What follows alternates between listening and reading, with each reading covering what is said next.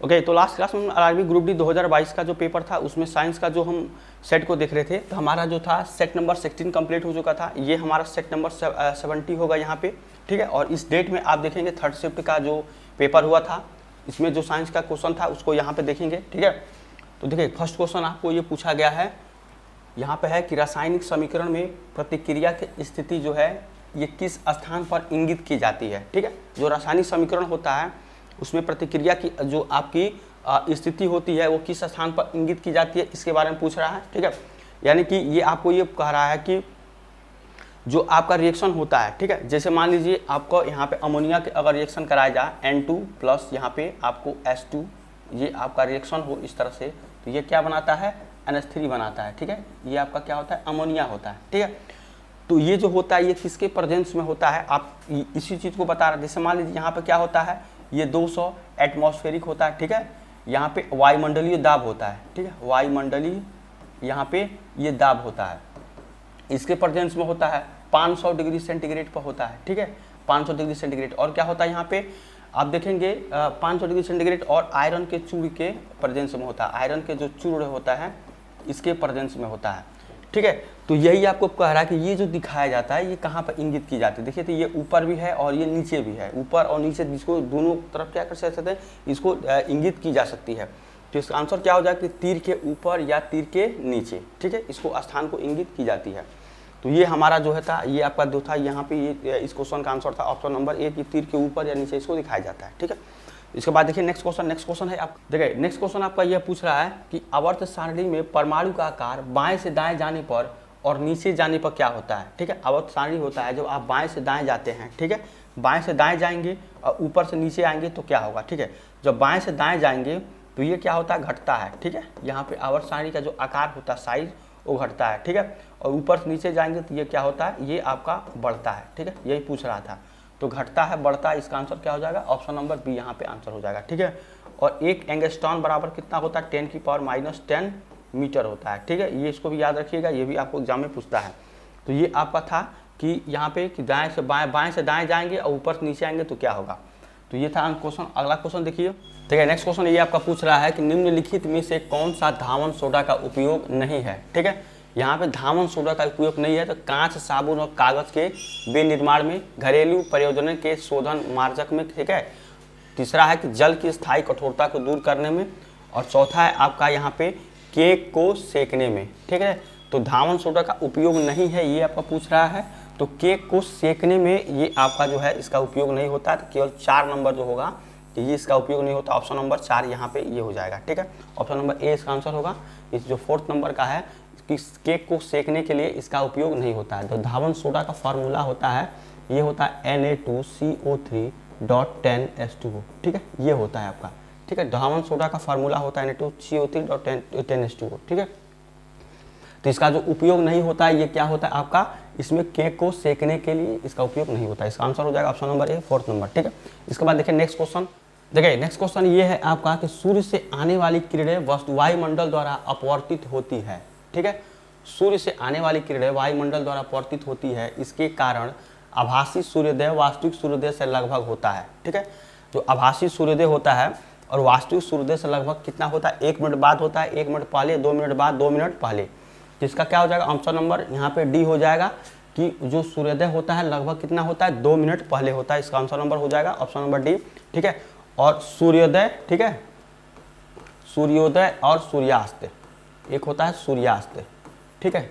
तो ये जो होता है आपका, इसमें लाल दिखाई देना, सूर्य का लाल दिखाई देना, ये किसके उदाहरण है, दिखाई देना, ये आपका प्रकीर्णन का उदाहरण है, ठीक है। प्रकीर्णन, इसको याद रखिएगा, प्रकीर्णन का ये उदाहरण है, ठीक है। इसको भी आप याद रखिएगा कि सूर्योदय या सूर्यास्त के समय सूर्य का लाल दिखाई देना ये प्रकीर्णन का उदाहरण होता है, ठीक है। इसका जो आंसर हो जाएगा सूर्य का लगभग कितना होता है, तो 2 मिनट पहले ये आपका होता है, ऑप्शन नंबर डी इसका आंसर होता है। इसके बाद देखिए नेक्स्ट क्वेश्चन ये आपका पूछा है कि यहाँ पे है कि नीचे दिए गए कथनों पर विचार कीजिए और सही उत्तर का चयन कीजिए, ठीक है। तो फर्स्ट जो स्टेटमेंट आपका दिया गया है कि विद्युत जो ग्रेफाइट होता है विद्युत का कुचालक होता है, ये दिया गया है, ठीक है। जो ग्रेफाइट होता है विद्युत का कुचालक ये कहा जा रहा है। तो यहाँ पे जो ग्रेफाइट होता है ये आपका सुचालक, उष्मा का सुचालक होता है, ठीक है। उष्मा एवं विद्युत का सुचालक, ठीक है, ये सुचालक होता है ना कि कुचालक होता है, तो ये तो आपका गलत हो जाएगा। ये जो ग्रेफाइट होता है ये ऊष्मा और विद्युत का सुचालक होता है, कुचालक नहीं होता है, तो यहाँ कुचालक ये गलत हो जाएगा। ऑप्शन नंबर यहाँ पर कथन 2 है कि ग्रेफाइट में प्रत्येक कार्बन परमाणु समान तल पर 3 कार्बन परमाणुओं के साथ बंध बनाकर जुड़ा होता है, जिससे एक षष्ठकोणीय आवर्त यहाँ पे बनती है। ठीक है, तो ये जो इसका आंसर सही हो जाएगा। ठीक है, कथन दो आपका सही है और कथन 1 आपका गलत है, यह हो जाएगा ऑप्शन नंबर ए इसका आंसर हो जाएगा। ठीक है, ऑप्शन नंबर ए इसका आंसर हो जाएगा, ये गलत होगा, ये सेकंड वाला सही होगा। ठीक है, तो ये आपका पूछा जा रहा था, ऑप्शन नंबर इसका आंसर होगा। इसको अगला क्वेश्चन देखिए, नेक्स्ट क्वेश्चन ये आपका पूछा जा रहा है कि वाष्पोत्सर्जन इनमें से मुख्यतः किस स्थल पर नहीं होता है। तो यहाँ पे ऑप्शन नंबर ए है कि अंतःकोशिकीय अंतरालों पर, ठीक है, वातरंध्र पर, उपत्वचा पर, रंध्र पर। तो इसका जो वाष्पोत्सर्जन होता है, ये जो स्थल होता है ये होगा अंतःकोशिकीय अंतरालों पर, इसका जो है आपको वाष्पोत्सर्जन नहीं होता है। ठीक है, इसका ऑप्शन नंबर ए जो है आंसर सही हो जाएगा। ठीक है, इसके बाद नेक्स्ट क्वेश्चन देखिए, नेक्स्ट क्वेश्चन ये है कि आपका एक वयस्क मनुष्य 24 घंटे में मूत्र की औसतन कितनी मात्रा उत्सर्जित करता है। ठीक है, तो 24 घंटे में मूत्र की औसतन मात्रा कितनी वो करता है उत्सर्जित, तो यहाँ पर हो जाएगा 1 से 1.5 लीटर। ठीक है, 1 से 1.5 लीटर ये आपका आंसर हो जाएगा कि ये आपका 24 घंटे में 1 से 1.5 लीटर जो है मूत्र की औसतन आपका यहाँ पे जो है ये उत्सर्जित करता है। ठीक है, और यहाँ पे हो जाएगा कि ये एक क्या होता है, हल्का पीले रंग का होता है। ठीक है, हल्के पीले रंग का, ठीक है, पीले रंग का ये होता है। ठीक है, ये हो जाएगा। और ये क्या होता है, एक अम्लीय होता है, एसिडिक होता है। ठीक है, इसका जो आपका होता है ये जो है मूत्र होता है ये अम्लीय होता है, एसिडिक। ठीक है, इसको भी याद रखेंगे। तो इसका आंसर हो जाएगा ऑप्शन नंबर बी, 1 से 1.5 लीटर जो मूत्र की औसतन मात्रा उत्सर्जित करता है मनुष्य 24 घंटे में। ठीक है, तो इसका आंसर हो जाएगा। इसके बाद देखिए नेक्स्ट क्वेश्चन, नेक्स्ट क्वेश्चन ये है कि प्रतिरोध का एसआई मात्रक निम्नलिखित में से किसके बराबर है। ठीक है, तो प्रतिरोध जो होता है ये क्या होता है आपका प्रतिरोध, यहाँ पे ये आपका होता है प्रतिरोध, इसको आर से रिप्रेजेंट करते हैं, ये होता है विभवांतर। ठीक है, विभवांतर मतलब यहाँ पे आपका ये वोल्ट हो जाएगा, वी बाई यहाँ पे आपका धारा हो जाएगा। ठीक है, ये हो जाएगा आई, यानी कि वी बाई आई होता है यहाँ पे आपका प्रतिरोध। ठीक है, तो वोल्ट यहाँ पे हो जाएगा वोल्ट पर बाई एम्पियर हो जाएगा, वोल्ट पर एम्पियर। ठीक है, एम्पियर हो जाएगा, इसको आप क्या कहते हैं, ओम कहते हैं। ठीक है, ओम का सिंबल ये होता है, इसको ओम होता है, तो वोल्ट पर एम्पियर ये होता है। आपका ऑप्शन नंबर डी यहाँ पे आंसर हो जाएगा। ठीक है, वोल्ट पर एम्पियर इसका जो होगा वो इसका जो है आपका ओम आएगा, ओम का सिंबल ये होता है। तो यहाँ पे प्रतिरोध का सही मात्रक इसमें से आपको पूछ रहा था, तो ये हो जाएगा आपका वोल्ट पर एम्पियर, ऑप्शन नंबर डी इसका आंसर हो जाएगा। ठीक है, देखिए नेक्स्ट क्वेश्चन है कि निम्नलिखित में से सही कथनों की पहचान कीजिए। ठीक है, सही कथन बताना है। फर्स्ट है आपका किसी बिंदु पर चुंबकीय क्षेत्र की दिशा जो है उस बिंदु पर चुंबकीय द्विसूत्रक रखकर ज्ञात की जा सकती है। ठीक है, तो ये आपका आंसर हो जाएगा। दूसरा है एक स्वतंत्र रूप से निलंबित चुंबकीय सुई उत्तर पूर्व दिशा में, उत्तर दक्षिण होता है, ये पूर्व बोल रहा है, ये गलत हो जाएगा। तीसरा है चुंबकीय क्षेत्र रेखाएं यहाँ पे चुंबक के ध्रुवों के निकट यहाँ पे सघन होती है। ठीक है, तो ध्रुवों के निकट यहाँ पे सघन होती है, ये आपका क्या हो जाएगा, ये भी आपका सही हो जाएगा। ठीक है, यहाँ पे चौथा है दो चुंबकीय क्षेत्र रेखाएं किसी दिए गए बिंदु पर छेद कर सकती है, ये गलत हो जाएगा। ठीक है, तो इसका आंसर हो जाएगा फर्स्ट एंड थर्ड। देखेंगे ऑप्शन नंबर सी में इसका आंसर है फर्स्ट एंड थर्ड, ये आपका आंसर हो जाएगा। ठीक है, तो ये था क्वेश्चन। इसके बाद देखिए नेक्स्ट क्वेश्चन है आप देखिए नेक्स्ट क्वेश्चन है आपका एक विद्युत उपकरण 220 वोल्ट की आपूर्ति संयोजित होने पर 5 एम्पियर की धारा लेता है, तो विद्युत उपकरण में शक्ति ज्ञात करिए। ठीक है, तो पावर बताना है, तो विद्युत शक्ति क्या होती है, यहाँ पर आप देखेंगे विद्युत शक्ति इसको P से रिप्रेजेंट करते हैं। ठीक है, P से, और ये जो होता है आपको विद्युत विभवांतर होता है। ठीक है, विद्युत विभवांतर इसको V से दिखाते हैं, अगुणे विद्युत यहाँ पे आपका क्या होता है, विद्युत धारा होता है। ठीक है, इस विद्युत धारा इसको I से रिप्रेजेंट करते हैं। ठीक है, ये होता है आपका P, विद्युत विभवांतर कितना है यहाँ पे 220 वोल्ट है, और विद्युत I कितना हो जाएगा, ये 5 हो जाएगा। ठीक है, तो यहाँ से आप देखेंगे ये हो जाएगा 0, 10, 1, 10, 1, 11 बाई इसको 1000 से भाग दे देंगे। ठीक है, तो ये कितना आ जाएगा आप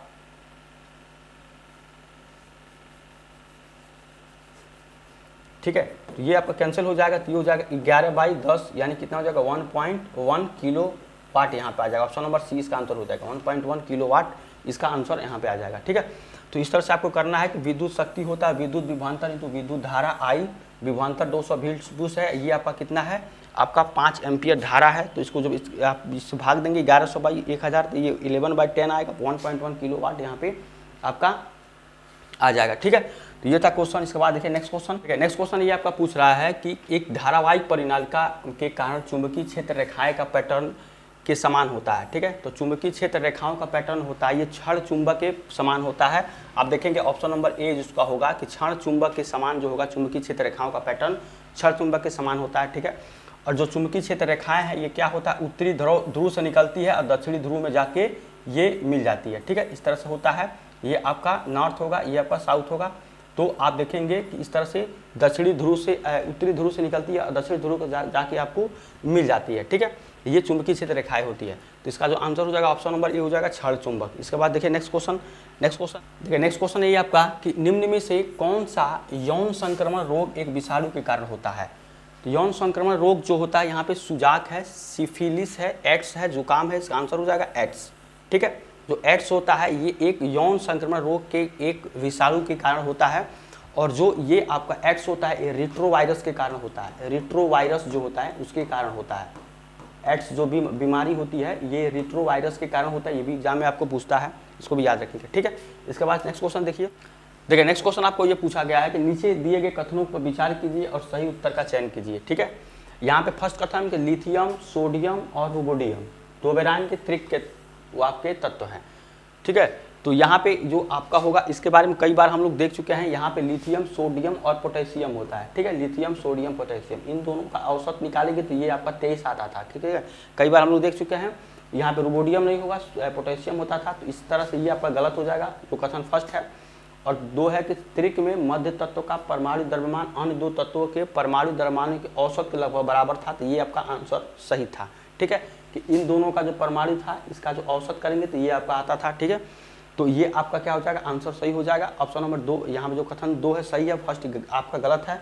यहाँ आप देखेंगे 2D है, ये है कथन 2 आपका सही है और कथन 1 गलत है। इसका ये ऑप्शन नंबर डी यहाँ पे आंसर हो जाएगा। ठीक है, तो ये था हमारा क्वेश्चन। अगला क्वेश्चन देखिए।